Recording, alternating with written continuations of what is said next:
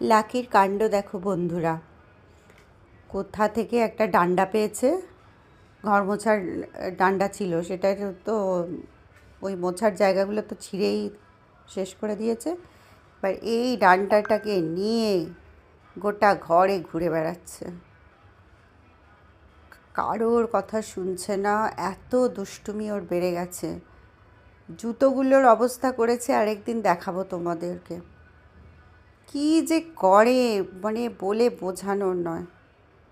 দেখো কীরকম কীরকম করে বদমাইশি করছে। ওর সাথে আমার সকাল থেকে ছুটোছুটি করে এইভাবেই কেটে যায়।